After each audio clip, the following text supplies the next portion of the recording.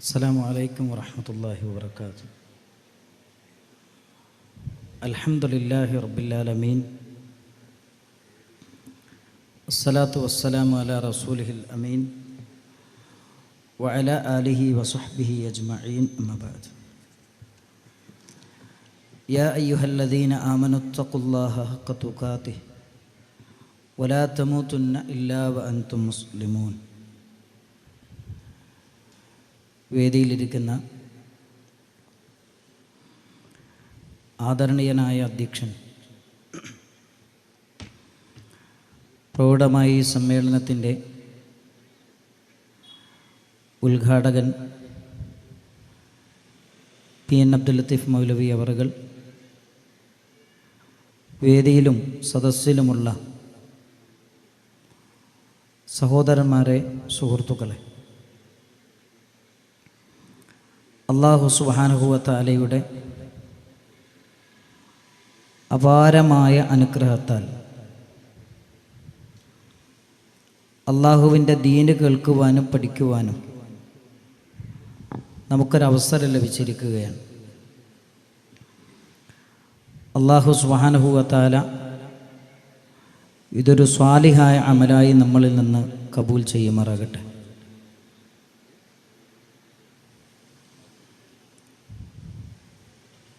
സമൂഹത്തിൽ നിന്ന് കുടുംബമെന്ന സംവിധാനം നേരിട്ട് കൊണ്ടിരിക്കുന്ന പ്രശ്നങ്ങളെക്കുറിച്ചും പരിഹാരങ്ങളെക്കുറിച്ചുമാണ് നമുക്ക് ചർച്ച ചെയ്യാനുള്ളത്, മനസ്സിലാക്കുവാനുള്ളത്.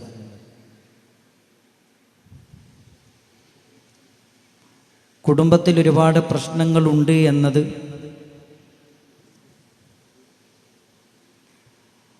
നമുക്കെല്ലാം ബോധ്യമുള്ള ഒരു വസ്തുതയാണ്. അതുകൊണ്ടാണ് കുടുംബവുമായി ബന്ധപ്പെട്ടുകൊണ്ട് നടക്കുന്ന ഏതൊരു പ്രോഗ്രാമിലേക്കും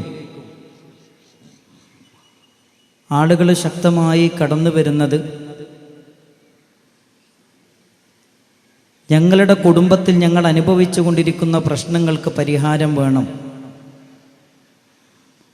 എന്ന അങ്ങേയറ്റത്തെ ആഗ്രഹവും താല്പര്യവും കൊണ്ടാണ്. പരിശുദ്ധ ഇസ്ലാമിൻ്റെ പ്രത്യേകത എന്ന് പറയുന്നത് പ്രകൃതിയുടെ മതമായ ഇസ്ലാമിലെ നിയമങ്ങൾ മുഴുവൻ പരിശോധിക്കുമ്പോഴും അതിലെ കൽപ്പനകളും നിയമങ്ങളുമെല്ലാം പ്രകൃതിക്ക് അനുയോജ്യമായ നിയമങ്ങൾ മാത്രമാണുള്ളത്. സ്വന്തത്തെ മാത്രം പരിഗണിക്കാതെ മറ്റുള്ളവരെ കൂടി പരിഗണിക്കാൻ ഇസ്ലാമിൻ്റെ നന്മ പഠിപ്പിക്കുന്നുണ്ട് എന്നറിയാവുന്നവരാണ് നമ്മൾ ഓരോരുത്തരും. ഈ യാഥാർത്ഥ്യം മുസ്ലിങ്ങളെക്കാളും ഇസ്ലാമിൻ്റെ പുറത്തുള്ള ആളുകൾ വരെ അംഗീകരിക്കുന്ന ഒരു വസ്തുതയാണ്. ഇസ്ലാമിനെ കുറിച്ച് വിമർശന ബുദ്ധിയ പഠനം നടത്തിയ ആളുകൾ വരെ ഇസ്ലാമിൻ്റെ മനോഹരമായ സന്ദേശങ്ങളെക്കുറിച്ചും ആദർശങ്ങളെക്കുറിച്ചും വാദോരാതെ സംസാരിക്കുന്നത് നമുക്ക് വായിച്ചെടുക്കുവാനും പഠിക്കുവാനും സാധിക്കുന്നതാണ്. ബ്രിട്ടീഷുകാരനായ ഒരു മനുഷ്യാവകാശ പ്രവർത്തകൻ, അദ്ദേഹം ഒരു നിയമജ്ഞനാണ്. ക്ലിഫ് സ്റ്റാഫോർഡ് സ്മിത്ത് എന്ന പേരിൽ അറിയപ്പെടുന്ന ആ വ്യക്തി ഇസ്ലാമിലെ മനോഹരമായ നിയമങ്ങളെക്കുറിച്ച് അദ്ദേഹം പറയുന്നൊരു വാചകം നമുക്ക് കാണാം. വ്യക്തി കേന്ദ്രീകൃതമായ പാശ്ചാത്യ രീതിയിൽ നിന്നും ഭിന്നമായി കൂട്ടായ്മയിൽ ഊന്നി നിൽക്കുന്ന ഇസ്ലാമിൻ്റെ സ്വഭാവം ഞാൻ ഇഷ്ടപ്പെടുന്നു എന്നാണ് അദ്ദേഹം പറയുന്നത്. കുടുംബമെന്ന സംവിധാനം എന്തിനാണ്? നമ്മൾ ഓരോരുത്തരും ഒറ്റയ്ക്ക് ജീവിച്ചാൽ പോരെ, സ്വന്തം താല്പര്യങ്ങൾക്കനുസരിച്ച് സ്വതന്ത്രമായ ജീവിതം നയിച്ചാൽ പോരെ എന്ന് നായികക്ക് 40 വട്ടം നമ്മൾ കേട്ടുകൊണ്ടിരിക്കുന്ന ഇത്തരമൊരു കാലഘട്ടത്തിൽ ഇസ്ലാം മുന്നോട്ട് വെക്കുന്ന കുടുംബ സംവിധാനത്തെ വളരെ മനോഹരമായി പ്രശംസിക്കുകയും അംഗീകരിക്കുകയും അതിൻ്റെ മനോഹാരിത ആസ്വദിക്കുകയും ചെയ്യുന്ന വാർത്തകളാണ് ലോകത്ത് നിന്ന് നമ്മൾ കണ്ടുകൊണ്ടിരിക്കുന്നത്. സഹോദരങ്ങളെ, സാമൂഹ്യ ബന്ധങ്ങളിൽ ഏറ്റവും ശക്തമായ ബന്ധമെന്ന് പറയുന്നത് കുടുംബ ബന്ധമാണ്. ഏതൊരു മനുഷ്യ സമൂഹത്തിൻ്റെയും അടിസ്ഥാനമെന്ന് പറയുന്നത് കുടുംബമാണ്. ഇസ്ലാമിൻ്റെ മനോഹരമായ കുടുംബ സംവിധാനങ്ങളെക്കുറിച്ച് നമ്മൾ പഠിക്കുമ്പോൾ പാശ്ചാത്യ രാജ്യങ്ങളിലെ ഏറ്റവും കൂടുതൽ ആളുകൾ ഇസ്ലാമിലേക്ക് കടന്നു വരുന്നത് പുരുഷന്മാരിൽ നിന്നല്ല, സ്ത്രീകളിൽ നിന്നാണ് എന്നാണ് പഠനങ്ങൾ അറിയിക്കുന്നത്. അതിനെക്കുറിച്ചുള്ള പഠനങ്ങൾ നടത്തിയപ്പോൾ അതിൽ നിന്ന് മനസ്സിലാക്കാൻ കഴിയുന്ന ചില യാഥാർത്ഥ്യങ്ങളെന്ന് പറയുന്നത് അവരത്രയും കാലം ജീവിച്ചിരുന്ന കുടുംബ വ്യവസ്ഥിതി അവർക്ക് നൽകിയ വേദനകളും സങ്കടങ്ങളുമാണ് ഇസ്ലാം എന്ന് പറയുന്ന മനോഹരമായ ഈ മതം ലോകത്തിനു മുമ്പിൽ അവതരിപ്പിക്കുന്ന കുടുംബ സംവിധാനത്തിൻ്റെ മനോഹാരിതയും ആകർഷണീയതയും കണ്ടുകൊണ്ടാണ് ലോകത്തുള്ള പല സ്ത്രീകളും ഇസ്ലാമിലേക്ക് കൂടുതലായി കടന്നു വരുന്നത് എന്ന് ചരിത്രത്തിൽ നമുക്ക് കാണാൻ കഴിയും. നിങ്ങൾ നോക്കൂ സഹോദരങ്ങളെ, ഇസ്ലാം സ്വീകരിച്ച ഒരു പെൺകുട്ടിയുടെ അമ്മ, അവർ ഇസ്ലാമിനെ കുറിച്ചും തൻ്റെ പെൺകുട്ടി സ്വീകരിച്ച മതത്തെക്കുറിച്ചും അവർ എഴുതുന്നുണ്ട്. കരോൾ എൽ ആർവി എന്ന് പറയുന്ന അദ്ദേഹത്തിൻ്റെ പുസ്തകത്തിൽ ഡോട്ടേഴ്സ് ഓഫ് അനദർ പാത്ത് എന്ന് പറയുന്ന അദ്ദേഹത്തിൻ്റെ പുസ്തകത്തിൽ അദ്ദേഹം പറയുന്നുണ്ട്, മതത്തിലേക്ക് കൂടുതൽ അടുക്കുന്തോറും ഞാൻ കൂടുതൽ വൃത്തിയുള്ളവളും സമാധാനം അനുഭവിക്കുന്നവളും വളരെ ചിട്ടയുള്ളവളുമായി തീർന്നു എന്നാണ് ഇസ്ലാമിലേക്ക് കടന്നു വന്ന ഒരു പെൺകുട്ടിയുടെ പ്രിയപ്പെട്ട മാതാവ് തൻ്റെ പ്രിയപ്പെട്ട മകളുടെ ജീവിതത്തെക്കുറിച്ച് പറഞ്ഞത് എങ്കിൽ നമ്മുടെ കുടുംബ സംവിധാനത്തെക്കുറിച്ച്, വിവാഹ ജീവിതത്തെക്കുറിച്ച് സമൂഹത്തിൽ എന്തൊക്കെ തെറ്റിദ്ധാരണകളാണ് ഇവിടെയുള്ള ലിബറലിസ്റ്റുകൾ, പുരോഗമനവാദികൾ സമൂഹത്തിൽ പ്രചരിപ്പിച്ചു കൊണ്ടിരിക്കുന്നത് എന്ന് നമ്മൾ ഓരോരുത്തരും തിരിച്ചറിയേണ്ടതുണ്ട്. കുടുംബജീവിതത്തിൻ്റെ പ്രവേശിക എന്ന് പറയുന്നത് വിവാഹമാണ്. ഇണചേർന്നുകൊണ്ടുള്ള ജീവിതം അതാണ് പ്രകൃതിക്ക് അനുയോജ്യമായിട്ടുള്ളത്. അത് അവഗണിച്ചുകൊണ്ടുള്ള ജീവിതം ഒരു ജീവിക്കും സാധ്യമല്ല എന്നാണ്, ചിന്തനീയമല്ല എന്നാണ് ലോകത്തെക്കുറിച്ച് പഠിക്കുന്ന ആളുകൾക്ക്, പ്രകൃതിയെക്കുറിച്ച് അറിയുന്ന ആളുകൾക്ക് മനസ്സിലാക്കാൻ കഴിയുന്നൊരു വസ്തുത. സ്വന്തമായി ഇണചേരാൻ സാധിക്കാത്തവർക്ക് പോലും അതിനുള്ള സംവിധാനങ്ങൾ ഏകനായ സർവാധിനാഥനായ റബ്ബിവിടെ ഒരുക്കിയിട്ടുണ്ട് എന്ന് അത്ഭുതകരമായ പ്രകൃതിയുടെ അത്ഭുതങ്ങളിലേക്ക് നമ്മൾ നോക്കുമ്പോൾ നമുക്ക് മനസ്സിലാക്കാൻ കഴിയുന്ന ഒരു വസ്തുതയാണ്. എന്നാൽ മനുഷ്യന് അത് നിർവഹിക്കാനുള്ള മാർഗമായിക്കൊണ്ടാണ് വിവാഹമെന്ന് പറയുന്ന മനോഹരമായൊരു സംവിധാനത്തെ അള്ളാഹു ശറഅാക്കി തന്നിരിക്കുന്നത്. എന്നിട്ടോ പരിശുദ്ധ ഖുർആൻ വിവാഹത്തെക്കുറിച്ച് പറയുന്നിടത്ത് പ്രവാചക തിരുമേനി സല്ലല്ലാഹു അലൈഹി വസല്ലമയുടെ വചനങ്ങളെ മുന്നിൽ വെച്ചുകൊണ്ട് നമുക്ക് കാണാൻ കഴിയും, ചില ആളുകൾ വിവാഹമെന്ന് പറയുന്ന മനുഷ്യന് സ്വസ്ഥതയും സമാധാനവും പകർന്നു നൽകുന്ന ഈ സമൂഹത്തിൻ്റെ ഭാഗമായി തീരാനുള്ള ഏറ്റവും നല്ലൊരു സംവിധാനത്തെ ചില ആളുകൾ ആരാധനകളുടെ പേര് പറഞ്ഞുകൊണ്ട്, ഇസ്ലാമിലെ ഇബാദത്തുകളുടെ പേര് പറഞ്ഞുകൊണ്ട് അത് ഞങ്ങളുടെ ഇബാദത്തുകൾക്ക് തടസ്സമാകും വിവാഹമെന്ന് പറഞ്ഞ് വിവാഹത്തിൽ നിന്ന് മാറി നിന്നവരോട് ലോകത്തിന്റെ പ്രവാചകൻ പറഞ്ഞൊരു വാചകമുണ്ട് സല്ലല്ലാഹു അലൈഹി വസല്ലം, വഅതസവ്വജുൻ നിസാ, ഞാൻ സ്ത്രീകളെ വിവാഹം ചെയ്യുന്നുണ്ട്. എന്നിട്ട് നബി തങ്ങൾ പറഞ്ഞു, ഫമൻ റഗിബ അൻ സുന്നതി ഫലൈസ മിന്നി, വൈവാഹിക ബന്ധമെന്ന് പറയുന്നത് അത് ഞാൻ വിവാഹം ചെയ്തിട്ടുണ്ട്. ആരെങ്കിലും വിവാഹമെന്ന് പറയുന്ന ഇസ്ലാം നിയമമാക്കിയ സംവിധാനത്തിന് ആരെങ്കിലും വെറുക്കുകയാണെങ്കിൽ അവൻ എന്നിൽപ്പെട്ടവനല്ല എന്ന് പ്രവാചക തിരുമേനി സല്ലല്ലാഹു അലൈഹി വസല്ലമ നമ്മളെ പഠിപ്പിക്കുന്നുണ്ട്. സമൂഹത്തിൻ്റെ ഭാഗമായി, കുടുംബത്തിൻ്റെ ഭാഗമായി ജീവിക്കുമ്പോൾ മാത്രമാണ് മനുഷ്യന് സ്വസ്ഥതയും സമാധാനവും ലഭിക്കുകയുള്ളൂ എന്നാണ് മനുഷ്യനെ സൃഷ്ടിച്ച, മനുഷ്യന്റെ മനസ്സിനെ സൃഷ്ടിച്ച ഏകനായ സർവാധിനാഥനായ റബ്ബ് നമ്മളെ പഠിപ്പിക്കുന്നത്. എന്തിനാണ് സഹോദരങ്ങളെ വിവാഹം? വളർന്നു വരുന്ന തലമുറയിൽ നിന്ന് ഉയർന്നുകൊണ്ടിരിക്കുന്ന ചോദ്യമാണ്, എന്തിനാണ് വിവാഹം? വിവാഹത്തിന്റെ ലക്ഷ്യമെന്താണ്? എന്തിനാണ് ഒരാണിന്റെ കീഴിൽ ഒരു പെണ്ണ് അടിമയായി ജീവിക്കേണ്ടത്? എന്തിനാണ് നിങ്ങൾ പ്രോത്സാഹിപ്പിക്കുന്നത് എന്നൊക്കെ സമൂഹത്തിൽ നിന്ന് ചോദ്യങ്ങൾ ഉയർന്നു വരുമ്പോൾ വിവാഹത്തിന്റെ ലക്ഷ്യം നമ്മുടെ സമൂഹത്തെ പഠിപ്പിക്കേണ്ടതുണ്ട്. 2-3 വാചകങ്ങളിൽ ഞാനത് പറഞ്ഞു പോകാം. മനുഷ്യവംശത്തിന്റെ നിലനിൽപ്പ് അത് വിവാഹമെന്ന് പറയുന്ന കുടുംബമെന്ന സംവിധാനത്തിലൂടെ മാത്രമേ സാക്ഷാത്കരിക്കാൻ സാധിക്കുകയുള്ളൂ. ഭൂമിയിലുള്ളതെല്ലാം മനുഷ്യന് വേണ്ടിയാണ് ഏകനായ സർവാധിനാഥനായ അള്ളാഹു ഒരുക്കി തന്നിരിക്കുന്നത്. ഹുവല്ലദീ ഖലഖലകും മാ ഫിൽ അർളി ജമീഅ, 2-ാം അധ്യായത്തിലെ 29-ാമത്തെ വചനം, സൂറത്ത് ബഖറയിലെ 29-ാമത്തെ വചനം. ലോകത്തുള്ള മുഴുവൻ ജീവജാലങ്ങളും മുഴുവനും നിങ്ങൾക്ക് വേണ്ടിയാണ് അള്ളാഹു സംവിധാനിച്ചിരിക്കുന്നത്. ഈ പ്രപഞ്ചം നിലനിൽക്കുന്ന കാലമത്രയും മനുഷ്യവംശം ഇവിടെ നിലനിൽക്കേണ്ടതുണ്ട്. അതിനാണ് വിവാഹത്തിലൂടെയും ഇസ്ലാം ആവശ്യപ്പെടുന്ന വൈവാഹിക ജീവിതത്തിലൂടെയും മാത്രമേ അത് നമുക്ക് സാധിച്ചെടുക്കാൻ സാധിക്കുകയുള്ളൂ എന്നാണ് പരിശുദ്ധ ഇസ്ലാം നമ്മളെ പഠിപ്പിക്കുന്നത്. മനുഷ്യവംശത്തിന്റെ നിലനിൽപ്പ് വിവാഹത്തിലൂടെ മാത്രമേ സാക്ഷാത്കരിക്കാൻ കഴിയുകയുള്ളൂ എന്നാണ് പരിശുദ്ധ ഇസ്ലാം പഠിപ്പിക്കുന്നത്. രണ്ടാമത്, എന്തിനാണ് വിവാഹമെന്ന ചോദ്യത്തിനുത്തരം, വിവാഹമെന്ന് പറയുന്നത് സമാധാനപൂർണമായ ജീവിതത്തിന് വേണ്ടിയാണ്. വിശുദ്ധ ഖുർആൻ പറയുന്നുണ്ട്, വമിൻ ആയാതിഹി അൻ ഖലഖ ലക്കും മിൻ അൻഫുസികും അസ്വാജൻ ലിതസ്കുനു ഇലൈഹാ. എന്തിനാണ് ആണിൽ നിന്ന് പെണ്ണിനെ, എന്തിനാണ് ആണും പെണ്ണും ഇണചേരുന്ന വിവാഹമെന്ന് പറയുന്ന കുടുംബമെന്ന് പറയുന്ന സംവിധാനത്തെ ഏകനായ സർവാധിനാഥനായ റബ്ബ് ഒരുക്കി തന്നിരിക്കുന്നത് സമാധാനപൂർണമായ ജീവിതം ആസ്വദിക്കുവാൻ വേണ്ടിയാണ്, അനുഭവിക്കാൻ വേണ്ടിയാണ് എന്ന് പരിശുദ്ധമായ ഖുർആൻ നമ്മളെ പഠിപ്പിക്കുകയാണ്. മാത്രമല്ല, സദാചാര ജീവിതം നയിക്കാൻ വിവാഹമെന്ന സംവിധാനം വേണം. ജന്തുലോകത്ത് ആർക്കും ആരോടും സ്വതന്ത്രമായി ലൈംഗിക ബന്ധത്തിൽ ഏർപ്പെടാൻ യാതൊരു തടസ്സവുമില്ല.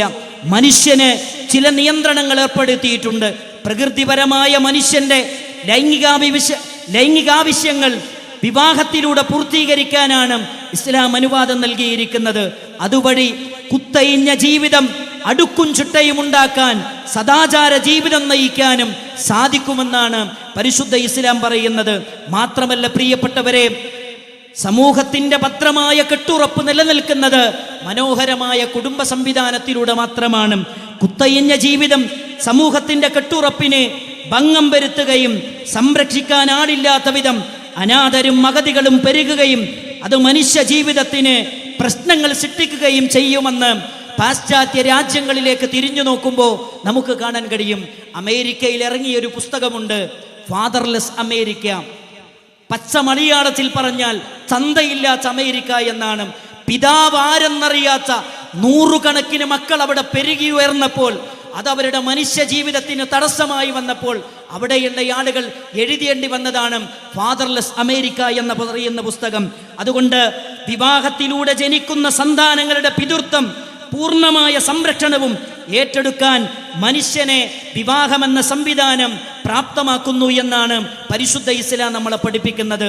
എന്നാൽ ഇന്ന് വിവാഹത്തെക്കുറിച്ചുള്ള പുതിയ കാഴ്ചപ്പാടുകൾ പുതിയ തലമുറയെ, ന്യൂ ജനറേഷൻ കുട്ടികളെ എത്രത്തോളം സ്വാധീനിച്ചിട്ടുണ്ട് എന്ന് അവരുടെ സംസാരങ്ങളിൽ നിന്ന്, അവരുടെ പെരുമാറ്റങ്ങളിൽ നിന്നും, വിവാഹമാലോചനയെക്കുറിച്ച് അവരുമായി സംസാരിക്കുമ്പോൾ നമുക്കവരിൽ നിന്ന് കേൾക്കാൻ കഴിയുന്ന ചില വാചകങ്ങളുണ്ട്. അവർ പറയുന്നു, ഞങ്ങൾക്ക് വിവാഹം വേണ്ട. എന്തിനധികം ഇത് ഏറ്റവും കൂടുതൽ പറയുന്നത് നമ്മുടെ പ്രിയപ്പെട്ട പെൺകുട്ടികളാണ്. വിവാഹം വേണ്ട എന്ന നിലപാട് കൂടുതൽ പറയുന്നത് പെൺകുട്ടികളാണ്. കാരണം അവർ പറയുന്നത് വിവാഹമെന്ന് പറയുന്ന സംവിധാനം എന്തിനാണ്? അവർ നിരന്തരമായി ചോദിച്ചു കൊണ്ടിരിക്കുകയാണ്. എൻ്റെ പ്രിയപ്പെട്ടവരെ, ഒരു സുപ്രഭാതത്തിൽ നമ്മുടെ പ്രിയപ്പെട്ട പെൺകുട്ടികൾ എനിക്ക് വിവാഹം വേണ്ട എന്ന് തീരുമാനിച്ചതല്ല. അതിൻ്റെ പിന്നിൽ ചില ആളുകളുടെ ശക്തമായ പ്രവർത്തനങ്ങളുണ്ട്, ഒളി അജണ്ടകളുണ്ട് എന്ന കൃത്യമായ തിരിച്ചറിവാണ് എനിക്കും നിങ്ങൾക്കും ഉണ്ടാകേണ്ടത്. നിങ്ങൾ നോക്കൂ, സമൂഹത്തിലെ അറിയപ്പെടുന്ന ആളുകൾ വരെ സോഷ്യൽ മീഡിയകളിലൂടെ പ്രചരിപ്പിച്ചു കൊണ്ടിരിക്കുന്നത് വിവാഹമെന്ന് പറയുന്നത് ഒരു ദുഷിച്ച സമ്പ്രദായമെന്നാണ്. ഇത് പ്രചരിപ്പിക്കാൻ വേണ്ടി സമൂഹത്തിലെ ഏറ്റവും അറിയപ്പെട്ട ആളുകളെ സമൂഹത്തിലെ സോഷ്യൽ മീഡിയകളിലേക്ക് അവർ കൊണ്ടുവരുന്ന രംഗമാണ്. സെലിബ്രിറ്റികളെ ഉപയോഗിച്ചുകൊണ്ടാണ് ഇത്തരം ലിബറൽ പുരോഗമനവാദ അജണ്ടകൾ സമൂഹത്തിന് മുമ്പിൽ അവതരിപ്പിക്കുന്നത് എന്നത് സങ്കടകരമായി കൊണ്ടാണ് നമുക്ക് പങ്കുവെക്കാൻ കഴിയുന്നത്. സഹോദരങ്ങളെ, ചെറിയൊരു ക്ലിപ്പ് നിങ്ങളൊന്ന് കേൾക്കുക. അതിൽ പറയുന്നത് വിവാഹമെന്ന സംവിധാനം, കുടുംബമെന്ന സംവിധാനം, അങ്ങനെ ഒരു വ്യവസ്ഥിതി അതൊരു ദുഷിച്ച വ്യവസ്ഥിതിയാണെന്നാണ് ഈ ആളുകൾ പറയുന്നത്. ഈ വിവാഹം എന്ന് പറയുന്നത് ഒരു, എന്നെ സംബന്ധിച്ച് പറഞ്ഞാൽ എത്ര പേർക്ക് അംഗീകരിക്കാൻ പറ്റുമെന്ന് എനിക്കറിയത്തില്ല, എനിക്കൊരു ദുഷിച്ച വ്യവസ്ഥയായിട്ടാണ് തോന്നുന്നത്. കുടുംബം എന്ന് പറയുന്നത് തന്നെ എനിക്കൊരു മോശം സ്ഥലമായിട്ടാണ് തോന്നുന്നത്. അവിടെ ആർക്കും സ്വാതന്ത്ര്യമില്ല. അപ്പൊ എന്താ പറഞ്ഞത്? കുടുംബം എന്ന് പറയുന്ന സംവിധാനം, വിവാഹം എന്ന് പറയുന്നത് അതൊക്കെ ഒരു മോശപ്പെട്ട ദുഷിച്ച വ്യവസ്ഥിതിയാണ്. എന്തുകൊണ്ടാണ് വിവാഹത്തെയും കുടുംബത്തെയും ഇത്ര വെറുക്കാൻ കാരണമെന്നും അദ്ദേഹം വളരെ കൃത്യമായി അദ്ദേഹത്തിൻ്റെ അടുത്ത സംസാരത്തിലൂടെ വിശദീകരിക്കുന്നുണ്ട്. അവിഹിതമായ ബന്ധത്തിന് വിവാഹമെന്ന് പറയുന്ന സംവിധാനം അനുവദിക്കുന്നില്ല. അതാണ് വിവാഹമെന്ന സംവിധാനം ഏറ്റവും മോശപ്പെട്ടതായി തീർന്നത് എന്ന് അദ്ദേഹത്തിൻ്റെ നാവിലൂടെ തന്നെ അദ്ദേഹം പറയുന്നത് കൂടെ നിങ്ങൾ കേൾക്കുക. ഇപ്പം എക്സ്ട്രാ മാരിറ്റൽ അഫെയർ എന്ന് പറയുന്ന ഒരു സംഗതി, ഞാൻ ഒരാളെ കൊന്നു എന്ന് വന്ന് എൻ്റെ പാർട്ട്ണറുടെ അടുത്ത് പറയുമ്പോൾ എനിക്ക് അങ്ങനെ സംഭവിച്ചു പോയെന്ന് പറഞ്ഞാൽ ചിലപ്പോൾ പാർട്ണർ പറയായിരിക്കും, സാരമില്ല, നമുക്ക് ഇതിൽ രക്ഷപ്പെടാനുള്ള കാര്യങ്ങൾ ആലോചിക്കാം. ഇതേ പാർട്ണറുടെ അടുത്ത് ഞാൻ ഒരാളെ സ്നേഹിക്കുന്നു എന്ന് പറഞ്ഞാൽ ഇതേ പാർട്ണർ ചിലപ്പോൾ നമ്മളെ കൊല്ലും. അപ്പൊ എന്താണ് പ്രിയപ്പെട്ടവരെ വസ്തുത? വളരെ വ്യക്തമായി സ്പഷ്ടമായി അദ്ദേഹം പറയുന്നത്, ഒരാളെ കൊന്നു എന്ന് പറഞ്ഞാൽ ഭാര്യ പറയാറ് വലിയ പ്രശ്നമൊന്നുമില്ല, ഞാൻ നിങ്ങളുടെ കൂടെ നിൽക്കാം, നമുക്ക് നല്ലൊരു അഡ്വക്കേറ്റിനെ വെച്ച് വാദിച്ച് എന്ത് ചെയ്യാം, തിരിച്ചു പോരാം, അതിലെന്തു സഹിക്കാൻ ഞാൻ തയ്യാറാണ്. മറിച്ച് മറ്റൊരു പെണ്ണിനെ അവിഹിതമായ ബന്ധമുണ്ട് എന്ന് പറഞ്ഞാൽ ഒരു പെണ്ണും സൈക്കോല്, ചിലപ്പോൾ ആ പെണ്ണ് കൊന്നെന്ന് വരാം. ഇതാണ് അദ്ദേഹം പറയുന്നത്. എന്ന് പറഞ്ഞാൽ സ്വതന്ത്ര ലൈംഗികതക്ക് കുടുംബം തടസ്സമാണ്, അതുകൊണ്ട് ആ കുടുംബ സംവിധാനം വേണ്ട എന്നാണ് ഇവർ പ്രചരിപ്പിച്ചു കൊണ്ടിരിക്കുന്നത്. സ്വതന്ത്ര ലൈംഗികതക്ക് കുടുംബം തടസ്സമാണ്, അതുകൊണ്ട് കുടുംബം എന്ന സംവിധാനം വേണ്ട എന്ന് ഇവർ പ്രചരിപ്പിച്ചു കൊണ്ടിരിക്കുന്നു. സഹോദരങ്ങളെ, നമ്മൾ തിരിച്ചറിയേണ്ട ചില കാര്യമുണ്ട്. സമൂഹത്തിലെ, എന്തിനധികം കേരളത്തിലെ ഗവൺമെന്റിന് വരെ ഉപദേശം കൊടുക്കുന്ന അഡ്വൈസറി ബോർഡിലുള്ള ആളുകൾ വരെ പറയുന്നത് നിങ്ങൾക്കൊക്കെ അറിയാം. സഞ്ചാരമെന്ന് പറയുന്ന മനോഹരമായ, കുട്ടികൾക്ക് വേണ്ടി വളരെ നന്നായി നമുക്കൊക്കെ അറിയാവുന്ന സുപരിചിതനായ സന്തോഷ് കുളങ്ങര പറയുന്നത്, കുടുംബമെന്ന് പറയുന്നത്, കുട്ടികളെന്ന് പറയുന്നത്, ഈ ഭാര്യ കുട്ടികളെന്നൊക്കെ പറയുന്ന ഉത്തരവാദിത്തം അതൊക്കെ ഏറ്റെടുക്കുക എന്ന് പറഞ്ഞാൽ കുറച്ച് പ്രയാസമുള്ള കാര്യമാണ്. അതുകൊണ്ട് കുടുംബമെന്ന സംവിധാനമൊന്നും ഞങ്ങൾക്ക് വേണ്ട. പിന്നെ നിങ്ങൾക്ക് സെക്സ് ആവശ്യം വരൂലേ, അതൊരു മനുഷ്യൻ്റെ അത്യന്താപേക്ഷികരമായ ഒരു വളരെ പ്രധാനപ്പെട്ട ഒരു ഘടകമാണല്ലോ ജീവിതത്തിൻ്റെ എന്ന് ചോദിച്ചപ്പോൾ അയാൾ പറയുന്നത് എന്താ അറിയോ? അങ്ങനെ ആവശ്യമുണ്ടെങ്കിൽ അത്തരത്തിലുള്ള സംവിധാനങ്ങൾ നമ്മുടെ ഗവൺമെൻറ് ഒരുക്കണമെന്നാണ് അദ്ദേഹം പറയുന്നത്. എന്ന് പറഞ്ഞാൽ ഇവിടെ വ്യഭിചാരശാലകൾ ഞങ്ങൾക്ക് വേണ്ടി തുറന്നു വെക്കണമെന്നാണ് അദ്ദേഹം ചെയ്യുന്നത്, തുറന്നു പറഞ്ഞുകൊണ്ടിരിക്കുന്നത്. ആ കാര്യം കൂടെ നിങ്ങളൊന്ന് ശ്രദ്ധിച്ചു കേൾക്കുക. എനിക്കൊരു ഭാര്യയെ കൂടെ കൊണ്ടുനടക്കാനോ പോറ്റാനോ ഉള്ളൊരു ചുറ്റുപാടില്ല. ഞാനൊരു വിവാഹത്തിന് തയ്യാറല്ല. പക്ഷെ എനിക്ക് സെക്സ് ആവശ്യമായിട്ടും വരുന്നുവെങ്കിൽ ഞാൻ എന്ത് ചെയ്യണം പറയും? ശരിയാണ്, അതിന് ഒരു സാഹചര്യമില്ല. സൊല്യൂഷൻ ഫോർ ദാറ്റ് എന്ന് പറഞ്ഞാൽ നമ്മുടെ നാട്ടിലും റെഡ് സീറ്റ് വരണമെന്നാണ് പറയുന്നത്. നമ്മുടെ നാട്ടിലും എവിടെ ചെന്നാലും തട്ടിയാൽ തുറക്കുന്ന അഭിസാരി പെണ്ണിൻ്റെ വാതിലുകൾ ഉണ്ടാകണമെന്നാണ് ഇവർ പറയുന്നത്. ഈ നാടിൻ്റെ സംസ്കാരവും ഈ നാടിൻ്റെ ധാർമ്മികതയും തകർത്ത് തരിപ്പണമാക്കുക എന്നതാണ് കുടുംബമെന്ന സംവിധാനം തകർക്കുന്നതിലൂടെ ഇവർ ലക്ഷ്യമായി കാണുന്നത്. അപ്പം നമ്മൾ തിരിച്ചറിയേണ്ട ചില വസ്തുതകളുണ്ട്. മാത്രമല്ല സഹോദരങ്ങളെ, ഇവർ സോഷ്യൽ മീഡിയകളിലൂടെ പലതും പറഞ്ഞ് എല്ലാം നോർമലൈസ് ചെയ്തുകൊണ്ടിരിക്കുന്ന ഒരു കാലഘട്ടത്തിലാണ് നമ്മൾ ജീവിച്ചു കൊണ്ടിരിക്കുന്നത്. നിങ്ങൾ നോക്കൂ, ആണുമാണ് ജീവിതത്തിൽ ചേരേണ്ടത്, പെണ്ണുമാണ് ചേരേണ്ടത്. എന്തിനാണ് ഹെട്രോനോർമാറ്റീവ് എന്ന് പറയുന്ന എതിർവർഗ ലൈംഗികത എന്തിനാണ് നമ്മൾ ഇത്ര പ്രോത്സാഹിപ്പിക്കുന്നത്? നമ്മുടെ സമൂഹത്തിൽ പ്രകൃതി പറയുന്നത് ഹെട്രോനോർമാറ്റീവ് എന്ന് പറയുന്ന എതിർവർഗ ലൈംഗികതയാണ് പ്രകൃതിയുടെ തേട്ടമെന്ന് പറയുന്നത്. എന്നാൽ ഈ ആളുകൾ പറയുന്നത് ആ ഒരു സംവിധാനമല്ല ഇവിടെ ആവശ്യം. മറിച്ചെന്താണ്? അതിന് പകരമായി ജെൻഡർ ന്യൂട്രാലിറ്റി, ആർക്കും ആരോടും സ്വതന്ത്രമായി ലൈംഗിക ബന്ധത്തിൽ ഏർപ്പെടാൻ സ്വാതന്ത്ര്യം കിട്ടുന്ന ഒരു ലോകമാണ് ഇവിടെ ഉണ്ടാകേണ്ടത്. ഒരാണ് പറയാണ് എനിക്ക് വിവാഹം ചെയ്യേണ്ടത് ഒരാണിനെയാണ്, ഒരു പെണ്ണിന് പറയാണ് ഞാൻ വിവാഹം ചെയ്യുന്നത് ഒരു പെണ്ണിനെയാണ് എന്ന് പറയുമ്പോൾ അതിനൊക്കെ തലകുലുക്കി സമ്മതിച്ചു കൊടുക്കുന്നൊരു ലോകമാണ്, അങ്ങനത്തെ ഒരു അന്തരീക്ഷമാണ്, അങ്ങനത്തെ ഒരു സംവിധാനമാണ് ഇവിടെ വേണ്ടത് എന്നാണ് ഈ ആളുകൾ ആഗ്രഹിച്ചു കൊണ്ടിരിക്കുന്നത്, ഈ ആളുകൾ പറഞ്ഞുകൊണ്ടിരിക്കുന്നത് എന്ന കാര്യം കാര്യം മറക്കരുത്. നിങ്ങൾ നോക്കൂ സഹോദരങ്ങളെ, പ്രവാചക തിരുമേനി സല്ലല്ലാഹു അലൈഹി വസല്ലമ 14 സംവത്സരങ്ങൾക്ക് മുമ്പ് ഈ ഉമ്മത്തിനെ പഠിപ്പിക്കുന്ന ഒരു കാര്യമുണ്ട്. എന്താ റസൂലുള്ളാഹി സ്വല്ലല്ലാഹു അലൈഹി വസല്ലമ പറഞ്ഞെന്നറിയോ? എൻ്റെ മുന്നിൽ പല മഹല്ലിനും നേതൃത്വം കൊടുക്കുന്ന ആളുകൾ ഇവിടെയുണ്ട് എന്ന് എനിക്കറിയാം. പല മഹല്ലിനും നേതൃത്വം കൊടുക്കുന്ന ആളുകൾ ഉണ്ട് എന്ന് എനിക്കറിയാം. സമൂഹത്തിലെ ഉന്നത നിലവാരത്തിൽ ഇരിക്കുന്ന ആളുകളുണ്ട് എന്ന് എനിക്കറിയാം. അതുകൊണ്ട് തന്നെ പ്രിയപ്പെട്ടവരെ, ഈ വാചകം നിങ്ങൾ മറക്കരുത്. റസൂലുള്ളാഹി സ്വല്ലല്ലാഹു അലൈഹി വസല്ലമ പറഞ്ഞു, 6 കാര്യങ്ങൾ എൻ്റെ ഉമ്മത്തിൽ നിയമവിധേയമാക്കപ്പെട്ടാൽ ഫഅലൈഹി മിദ്ദിമാർ, അവിടെ അള്ളാഹുവിൻ്റെ അതിശക്തമായ പരീക്ഷണം കടന്നു വരുന്നതാണ്. അതിലൊന്ന് നബി സല്ലല്ലാഹു അലൈഹി വസല്ലമ പറഞ്ഞത് വഖ്തഫർ റിജാലു ബിർ റിജാൽ വന്നിസാഉ ബിൻ നിസാ.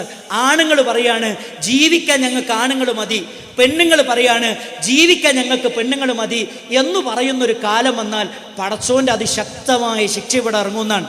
അള്ളാന്റെ ശിക്ഷയുടെ പ്രത്യേകത എന്താ അറിയോ? ലാ തുസീബന്നല്ലദീന ളലമൂ മിൻകും ഖാസ. അത് നിങ്ങളിലെ അക്രമികളെ മാത്രമല്ല പിടികൂടുന്നത്, സർവ്വ മനുഷ്യരെയും അള്ളാഹുവിന്റെ ശിക്ഷ പിടികൂടുന്നതാണ്.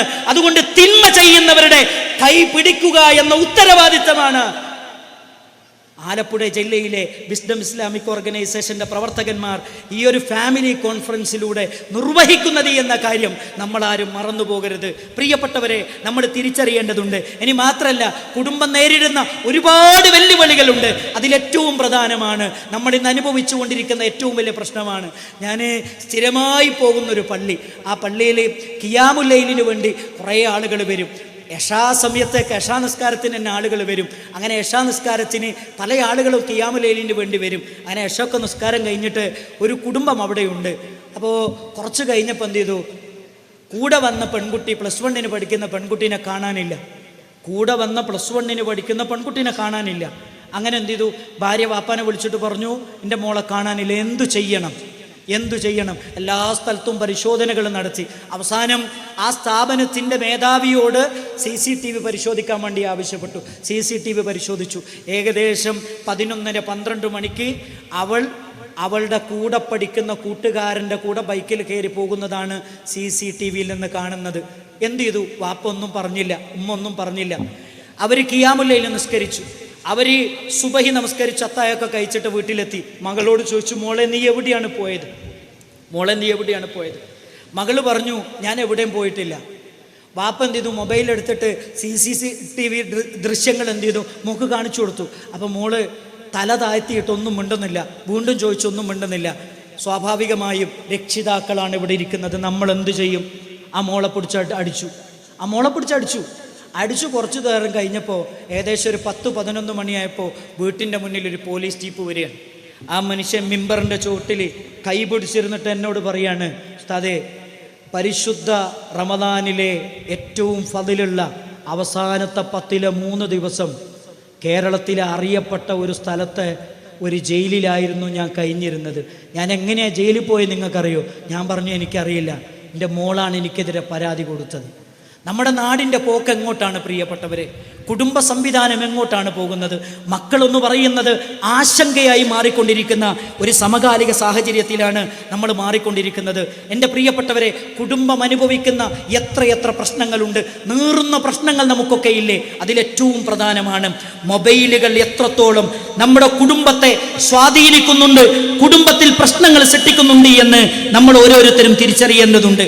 നമ്മുടെ ശരീരത്തിലെ ഒരവയവം പോലെ മൊബൈൽ ഇന്ന് മാറിക്കൊണ്ടിരിക്കുകയാണ്. ഫോണില്ലാതെ ഇവിടെ ഇരിക്കുന്ന സഹൃദയരായ സഹോദരങ്ങളോട്, ഫോണില്ലാതെ എത്ര മണിക്കൂർ നമുക്കിവിടെ ഇരിക്കാൻ പറ്റും? നമ്മൾ ഓരോരുത്തരും ഒന്ന് ചിന്തിച്ചു നോക്കണം. എത്ര സമയമാണ് എൻ്റെയും നിങ്ങളുടെയും ഒക്കെ സ്ക്രീൻ ടൈം എന്ന് നമ്മൾ ഓരോരുത്തരും പരിശോധിച്ച് നോക്കണം. 8-9 മണിക്കൂറുകളാണ് നമ്മുടെ സ്ക്രീൻ ടൈമെങ്കിൽ നമ്മളെ കുറിച്ചൊന്ന് ആലോചിച്ച് നോക്കണം. എന്തായിരിക്കും നമ്മുടെ അവസ്ഥ? 2 മണിക്കൂറിലധികം നിരന്തരമായി മൊബൈൽ ഉപയോഗിക്കുന്ന ഒരു മനുഷ്യനെ സംബന്ധിച്ചിടത്തോളം അവൻ്റെ മസ്തിഷ്കത്തിനും അവൻ്റെ മനസ്സിനും ശരീരത്തിനും സർവ്വതിനും അത് ദോഷമാണ് എന്നാണ് പഠനങ്ങൾ നമ്മളെ ബോധ്യപ്പെടുത്തുന്നത് എങ്കിൽ നമ്മളെ കുറിച്ച് ചിന്തിക്കണം. റസൂലുള്ളാഹി സ്വല്ലല്ലാഹു അലൈഹി വസല്ലമയുടെ ഹദീസുകളെ മുന്നിൽ വെച്ചുകൊണ്ട് പണ്ഡിതന്മാർ പറയുന്നൊരു വാചകമുണ്ട്, അൽ വാലിദു. പണ്ഡിതന്മാർ നമ്മളെ പഠിപ്പിക്കുന്നുണ്ട്, മാതാപിതാക്കൾ എന്ന് പറയുന്നത് മക്കളുടെ രഹസ്യമാണ്. മക്കളെന്ന് പറയുന്നത് മാതാപിതാക്കളുടെ രഹസ്യമാണ്. പ്രിയപ്പെട്ടവരെ, നമ്മുടെ മക്കളോട് പറയുന്ന മോനെ മൊബൈലൊന്ന് മാറ്റി വെക്ക്, എന്നിട്ട് മോനെടുത്തിട്ട് ഖുർആൻ ഓത്, മോനെടുത്തിട്ട് നിസ്കരിക്ക്, മോനെടുത്ത് അതൊന്ന് വായിക്കെന്ന് പറയും. എന്നിട്ട് ആ സമയത്ത് പോലും നമ്മളെന്താ ചെയ്യുക? നമ്മുടെ മൊബൈലാണ് ഉണ്ടാകുക. എങ്ങനെയാണ് നമ്മുടെ മക്കൾ നന്നാകുക? അതുകൊണ്ട് പ്രിയപ്പെട്ട രക്ഷിതാക്കളെ, പരിഹാരം പറയുന്നിടത്ത് പറയാനുള്ളതെല്ലാം ഇവിടുത്തെ പണ്ഡിതന്മാർ പറയും. എന്നാലും ചില പ്രശ്നങ്ങൾ പറയുമ്പോൾ അതിൻ്റെ ഇടയിൽ ചില പരിഹാരങ്ങൾ കൂടെ ഞാൻ പറയാൻ ശ്രമിക്കുകയാണ് പ്രിയപ്പെട്ടവരെ. മാത്രമല്ല, മൊബൈല് നമ്മുടെ സമൂഹത്തിൽ സൃഷ്ടിക്കുന്ന അപകടങ്ങൾ എത്രത്തോളം ഉണ്ട് എന്ന് നമ്മൾ തിരിച്ചറിയണം. അതിലേറ്റവും പ്രധാനമാണ് മൊബൈല് നമ്മുടെ സമൂഹത്തിൽ സൃഷ്ടിക്കുന്നത് ഏറ്റവും പ്രധാനമായി മാനസിക രോഗങ്ങളും ആത്മഹത്യകളുമാണ്. മൊബൈല് നമ്മുടെ സമൂഹത്തിൽ ഉണ്ടാക്കിക്കൊണ്ടിരിക്കുന്ന വെനകൾ അത് നമ്മൾ തിരിച്ചറിയേണ്ടതുണ്ട്. സഹോദരങ്ങളെ, നൂറുകണക്കിന് മനുഷ്യരാണ് ആത്മഹത്യ ചെയ്യുന്ന അവസ്ഥയിലേക്ക് എത്തിയിരിക്കുന്നത്. നിങ്ങൾ നോക്കൂ, മൊബൈലിൻ്റെ ഉപയോഗത്തിലൂടെ മാനസിക രോഗത്തിലേക്കും ഡിപ്രഷനിലേക്കും എത്തിപ്പെട്ട എത്ര മനുഷ്യരെ നമുക്ക് കാണാൻ കഴിയും. നിങ്ങൾ നോക്കൂ, ഈ അടുത്ത് നമ്മുടെ സമൂഹത്തിൽ ആത്മഹത്യ ചെയ്ത ആളുകളുടെ കണക്കുകൾ പരിശോധിക്കുമ്പോൾ അതിൽ ഭൂരിഭാഗം ആളുകളും മരിച്ചത് ഡിപ്രഷനിലൂടെയാണ്. നിങ്ങൾ നോക്കൂ, കേരളത്തിലെ ഇന്ത്യയിലെ ഏറ്റവും അറിയപ്പെട്ട ഇന്ത്യയുടെ ക്രിക്കറ്റ് ലോകത്തെ അറിയപ്പെട്ട ഇന്ത്യയുടെ ക്യാപ്റ്റനായിരുന്ന ധോണിയുടെ അദ്ദേഹത്തിൻ്റെ ജീവിതം സിനിമയാക്കിയപ്പോൾ അതിൽ അഭിനയിച്ച സുശാന്ത് സിംഗ് എന്ന് പറയുന്ന വ്യക്തി അദ്ദേഹം എന്ത് ചെയ്തു? മനോഹരമായി അദ്ദേഹത്തിൻ്റെ ജീവിതത്തെ അദ്ദേഹം അവതരിപ്പിച്ച ആ വ്യക്തി എന്താ ചെയ്തത്? അദ്ദേഹം ആത്മഹത്യ ചെയ്യാണ് ചെയ്തത്. അന്ന് വലിയ ചർച്ചകൾ നമ്മുടെ നാട്ടിൽ നടന്നു. അദ്ദേഹത്തിൻ്റെ ആത്മഹത്യയെക്കുറിച്ച് വലിയ ചർച്ചകൾ നടന്നു, വലിയ പരിശോധനകളും അതേപോലെ തന്നെ പഠനങ്ങളും നടന്നു. ആ പഠനങ്ങളിൽ നിന്ന് അവരെത്തി നിൽക്കുന്ന ഒരു നിഗമനം എന്ന് പറയുന്നത് അദ്ദേഹം മാനസികമായി അനുഭവിക്കുന്ന ഡിപ്രഷനാണ് അദ്ദേഹത്തെ മരണത്തിലേക്ക് എത്തിച്ചത്. അവരെ അറിയാവുന്ന ആളുകൾ മുഴുവൻ പറഞ്ഞത് അദ്ദേഹത്തിന് ഒരു പ്രശ്നം ഉണ്ടായിരുന്നില്ല. ആത്മഹത്യ ചെയ്യാൻ മാത്രം ഒരു പ്രശ്നവും അദ്ദേഹത്തിന് ഉണ്ടായിരുന്നില്ല. ഡിപ്രഷൻ എന്ന് പറയുന്നത്, വിഷാദം എന്ന് പറയുന്നത് മനസ്സിൻ്റെ താളം തെറ്റലാണ്. അത് ചില സന്ദർഭത്തിൽ ചില ആളുകൾക്ക് അത് ഉണ്ടാകുന്നതാണ്. അതുകൊണ്ടാണ് പറയുന്നത്, സോഷ്യൽ മീഡിയ ഉപയോഗിക്കുന്നവരിൽ ഇത് കൂടുതൽ കണ്ടുവരുന്നു എന്ന് വളരെ കൃത്യമായ പഠനങ്ങളാണ് ഇന്ന് നമ്മളെ ബോധ്യപ്പെടുത്തിക്കൊണ്ടിരിക്കുന്നത്. നിങ്ങൾ നോക്കൂ, പുതിയ പഠനങ്ങളിൽ നമുക്ക് കാണാം, പ്രത്യേകിച്ച് രക്ഷിതാക്കളെ, നമ്മുടെ മക്കളെ നമ്മൾ ബോധവൽക്കരിക്കേണ്ടതുണ്ട്. ഇൻസ്റ്റഗ്രാം ഉപയോഗിക്കുന്ന കുട്ടികൾ ഏറ്റവും കൂടുതൽ ഡിപ്രഷൻ അനുഭവിക്കുന്നവരായി കാണുന്നു എന്ന പുതിയ പഠനങ്ങളാണ് നമ്മളെ ബോധ്യപ്പെടുത്തിക്കൊണ്ടിരിക്കുന്നത്.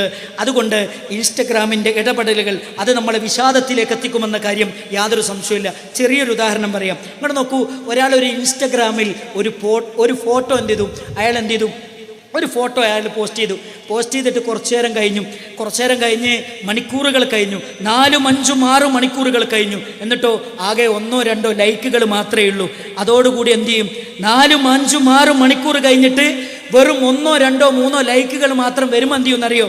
മാനസികമായി അതവരെ ബാധിക്കുന്നു എന്നാണ് കുട്ടികൾക്കിടയിൽ പഠനം നടത്തിയ ആളുകൾ നമ്മളെ ബോധ്യപ്പെടുത്തിക്കൊണ്ടിരിക്കുന്നത്. അതുകൊണ്ട് മൊബൈൽ അഡിക്ഷൻ എന്ന് പറയുന്നത് അപകടകരമാം വിധം നമ്മുടെ കുടുംബത്തെ താളം തെറ്റിച്ചുകൊണ്ടിരിക്കുന്ന ഒരു കാലഘട്ടത്തിലാണ് നമ്മൾ ജീവിച്ചു കൊണ്ടിരിക്കുന്നത്. ലൈക്ക് ബട്ടൺ ഉണ്ടാക്കിയ ആൾ പറഞ്ഞത്, ഇത് സന്തോഷിക്കാനും സന്തോഷം രേഖപ്പെടുത്താനും ഒരു ഐക്കണായിട്ടാണ് ഞാനിത് ഉണ്ടാക്കിയത്, ഞാനിത് മനസ്സിൽ കണ്ടത് അങ്ങനെയാണ്.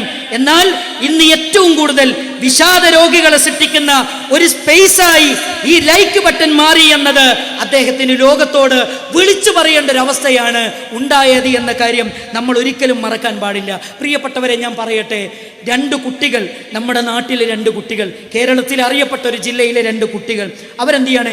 ഇൻസ്റ്റഗ്രാമിലെ ചില പേജുകൾ അവർ ഫോളോ ചെയ്യുന്നു. ആ പേജുകൾ ഫോളോ ചെയ്തപ്പോൾ അവസാനം അവരെത്തിപ്പെട്ടത് എവിടെയാണെന്നറിയോ? അവർ ആത്മഹത്യയിലേക്കാണ് എത്തിപ്പെട്ടത്. കാരണം അവർ ഫോളോ ചെയ്ത 2 പേജുകളും ശോകമൂകമായ മരണത്തെക്കുറിച്ചും അതേപോലെ തന്നെ ഒറ്റപ്പെട്ട ജീവിതത്തെക്കുറിച്ചും അതേപോലെ തന്നെ അത്തരത്തിലുള്ള കാര്യങ്ങളാണ് അവരുടെ മനസ്സിലേക്ക് അത് പകർന്നു കൊടുക്കുന്നത്. സഹോദരങ്ങളെ, ആ വാർത്ത നിങ്ങളൊന്ന് ശ്രദ്ധിച്ച് കേൾക്കുക. കാരണം നമ്മുടെ മക്കൾക്ക് ഈ ഒരു ഗതി വരരുത്.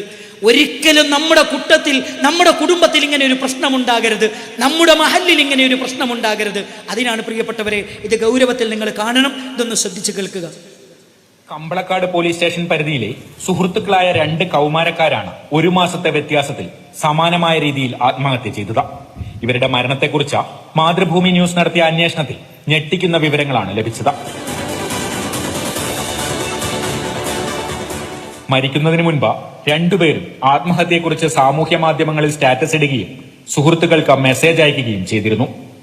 ഉയർന്ന ശബ്ദത്തിൽ പാട്ടുവെച്ചായിരുന്നു ഇരുവരും തൂങ്ങി മരിച്ചത്. ഇവർ പിന്തുടർന്നിരുന്ന ഇൻസ്റ്റാഗ്രാം പേജിൽ മുഴുവൻ ഏകാന്തതയോടും മരണത്തോടുമുള്ള പ്രണയത്തിന്റെ സൂചനകളാണുള്ളത്.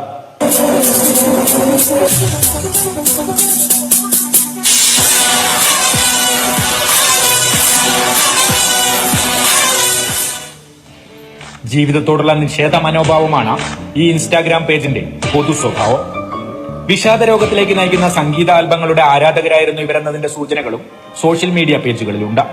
ആത്മഹത്യക്ക് തൊട്ടു മുൻപ് ഒരു കുട്ടി ഇൻസ്റ്റാഗ്രാമിൽ പോസ്റ്റ് ചെയ്ത പാട്ടാണിത്.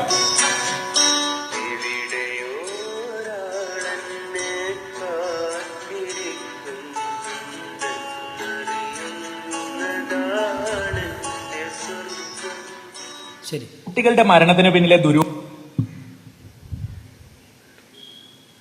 പുറത്തുവരണമെന്ന് ബന്ധുക്കളും ആഗ്രഹിക്കുന്നു. ഞങ്ങളിപ്പോൾ മനസ്സിലാക്കുന്നത് ഇത് എന്തോ ഒന്ന് എന്താണെന്ന് പറയാൻ പറ്റില്ല. എന്തായാലും അത് പുറത്തു വരണം. അത് തന്നെയാണ് ഞങ്ങൾ അതിന് അകത്തേക്ക് വയ്ക്കാൻ ആഗ്രഹിക്കുന്നില്ല. ഞങ്ങൾ അതിന് എങ്ങനെയൊക്കെ പോകാൻ പറ്റും അങ്ങനെയൊക്കെ പോകാനും അത് പുറത്തു കൊണ്ടുവരണം. ഇനി സമൂഹത്തിൽ ഒരു മരണം ഉണ്ടാവരുത്. മരിച്ച കുട്ടികൾ ആത്മഹത്യക്ക് മുൻപ് അടുത്ത സുഹൃത്തുക്കൾക്ക് ട്രീറ്റ് നൽകുകയും ചെയ്തിരുന്നു. സമൂഹ മാധ്യമങ്ങളിലെ ഇത്തരം മരണ പേജുകളെ ആയിരക്കണക്കിന് കൗമാരക്കാരാണ് പിന്തുടരുന്നത് എന്നത് ഇതിന്റെ വ്യാപ്തി വർദ്ധിപ്പിക്കുന്നു. ഷമീർ മച്ചിങ്ങലിനൊപ്പം കമൽ, മാതൃഭൂമി ന്യൂസ്, വയനാട്. സഹോദരങ്ങളെ, നമ്മൾ തിരിച്ചറിയേണ്ടത് അവർ എഴുതിയ കമൻറ്റുകളിലൊക്കെ അവരെഴുതി വെച്ചത് ഞങ്ങൾ തനിച്ചേ ഉള്ളൂ, ഞങ്ങൾക്ക് ആരുമില്ല, എനിക്കാരുമില്ല, ഞാൻ എന്തിനാണ് ഇവിടെ ജീവിക്കുന്നത്, ഇങ്ങനെ ഒറ്റപ്പെടലിൻ്റെ സംസാരങ്ങളാണ് പലപ്പോഴും ഈ ആത്മഹത്യ കുട്ടികൾ എഴുതി വെച്ചത്. ഇതേപോലെയുള്ള ആത്മഹത്യകൾ ചെയ്ത കുട്ടികളും എഴുതി വെച്ചത് എന്ന് ഇവിടുത്തെ പോലീസുകാർ വളരെ വ്യക്തമായി നമ്മൾ ബോധ്യപ്പെടുത്തുമ്പോൾ, നിയമപാലകർ ബോധ്യപ്പെടുത്തുമ്പോൾ നമ്മൾ തിരിച്ചറിയേണ്ട ചില വസ്തുതകളുണ്ട്. നമ്മുടെ കുട്ടികൾക്ക് നമ്മുടെ വീട്ടിൻ്റെ ഉള്ളിൽ അത്തരമൊരു ഒറ്റപ്പെടൽ അനുഭവിക്കുന്ന ഒരു സാഹചര്യം ഉണ്ടാകരുത്. അവരെ ചേർത്തു പിടിക്കാൻ, അവരെ സ്കഫോൾഡിങ്, അവരുടെ എല്ലാ രംഗങ്ങളിലും അവരോട് ചേർന്ന് നിന്നുകൊണ്ട് അവരുടെ ആവശ്യങ്ങളിൽ അവരുടെ കൂട്ടുകാരനായി, അവരുടെ സുഹൃത്തായി, അവരുടെ പിതാവായി, അവരുടെ കൂടെ എന്നും അവരുടെ കൂടെയുണ്ട് എന്ന രൂപത്തിൽ അവരുടെ കൂടെ ജീവിക്കാൻ എന്ത് ചെയ്യണം, നമുക്ക് സാധിക്കേണ്ടതുണ്ട്. അതിലേറ്റവും പ്രധാനം സ്നേഹമാണ്, പരിഗണനയാണ്, കെയറിംഗ് ആണ്, ലവ് ആണ്. ഇതൊക്കെ അറിയാവുന്നവരും ബോധ്യപ്പെടുന്നവരും മനസ്സിലാക്കിയവരുമാണ് എന്ന കാര്യത്തിൽ യാതൊരു സംശയവുമില്ല. അതുകൊണ്ട് ഈ കാര്യം ഗൗരവതലത്തിൽ ശ്രദ്ധിക്കണമെന്നാണ് പ്രിയപ്പെട്ട സഹോദരങ്ങളെ എനിക്ക് ഓർമ്മപ്പെടുത്താനുള്ളത്. മാത്രമല്ല, ഇന്ന് സമൂഹത്തിൽ നമ്മൾ കണ്ടുകൊണ്ടിരിക്കുന്ന ഏറ്റവും വലിയ പ്രധാനപ്പെട്ട മറ്റൊരു വിഷയമെന്ന് പറയുന്നത്, കുടുംബത്തിൽ നമ്മൾ അനുഭവിച്ചുകൊണ്ടിരിക്കുന്ന മറ്റൊരു പ്രശ്നമെന്ന് പറയുന്നത് ഈ കോസ്മെറ്റിക്സിൻ്റെ ഉപയോഗമാണ്, സൗന്ദര്യവർദ്ധക വസ്തുക്കളുടെ ഉപയോഗമാണ്. സഹോദരങ്ങളെ, നമ്മൾ മനസ്സിലാക്കേണ്ട ഏറ്റവും പ്രധാനപ്പെട്ട ഒരു കാര്യം, ഇന്ന് ഏകദേശം ഒരു കൊറോണയ്ക്ക് ശേഷമാണ് കോസ്മെറ്റിക്സിൻ്റെ ഉപയോഗം ഏറ്റവും കൂടുതൽ അധികരിച്ചിരിക്കുന്നത്. എന്തിനാണ് സഹോദരങ്ങളെ സൗന്ദര്യവർദ്ധക വസ്തുക്കൾ നമ്മൾ ഉപയോഗിക്കുന്നത്? രണ്ട് കാര്യങ്ങൾക്ക് വേണ്ടിയാണ് നമ്മൾ ഉപയോഗിക്കുന്നത്. ഒന്ന്, മുഖത്തുള്ള ശരീരത്തിലുള്ള ന്യൂനതകൾ മറച്ചു വെക്കുക എന്നുള്ളതാണ്. രണ്ടാമത്തത്, സൗന്ദര്യവർദ്ധനവിന് വേണ്ടിയിട്ടാണ് ഇത് നമ്മൾ ഉപയോഗിക്കുന്നത്. സൗന്ദര്യം കൃത്രിമമായി പടച്ചുണ്ടാക്കാൻ വേഷം കെട്ടുന്ന കുട്ടികളെക്കുറിച്ച് കൃത്യമായി നമ്മൾ തിരിച്ചറിയേണ്ട ചില കാര്യങ്ങളുണ്ട്. ഇത് ഉപയോഗിക്കുന്ന ആളുകൾക്ക് സമൂഹത്തിൽ നിന്ന് ഭൗതികപരമായി തന്നെ കിട്ടുന്ന ചില പ്രശ്നങ്ങളുണ്ട്. അതിലൊന്നാമത്തെന്തെന്ന് വെച്ചാൽ, ഇത്തരം കുട്ടികൾക്ക് ഒരു നല്ലൊരു തറവാട്ടിൽ നിന്ന്, നല്ലൊരു കുടുംബത്തിൽ നിന്ന് ഒരു വിവാഹം കിട്ടില്ല എന്നുള്ളതാണ് ഏറ്റവും പ്രധാനം. എനിക്കിപ്പോഴും അറിയാം, ഒരു കുടുംബം, അദ്ദേഹം വളരെ അറിയപ്പെട്ട അത്യാവശ്യം നല്ല ശമ്പളം വാങ്ങുന്ന ഒരു കുടുംബത്തിലുള്ള ഒരു നല്ല മോനാണ്. ആ മോന് വേണ്ടിയിട്ട് കല്യാണം ആലോചിച്ച് കുറച്ച് കഴിഞ്ഞ് ഒരു പെൺകുട്ടീനെ കല്യാണം ആലോചിച്ചു, വിവരങ്ങളൊക്കെ അന്വേഷിച്ചൊക്കെ കൊടുത്തു. അവസാനം എന്ത് ചെയ്യുന്നതെന്ന് വെച്ചാൽ, നാട്ടിലൊക്കെ വളരെ ഉഷാറാണ്, ഇസ്ലാമിക വേഷവും സംസ്കാരവും സ്വഭാവമൊക്കെ ഉണ്ട്. പക്ഷെ കുറച്ച് കഴിഞ്ഞപ്പോഴാണ് അവൾ പഠിക്കുന്ന ക്യാമ്പസിൽ കൂടെ അന്വേഷിച്ചപ്പോഴാണ് അറിഞ്ഞത്, അവൾ ക്യാമ്പസിൽ എത്തിക്കഴിഞ്ഞാൽ തലയെ തട്ടിയിടില്ല.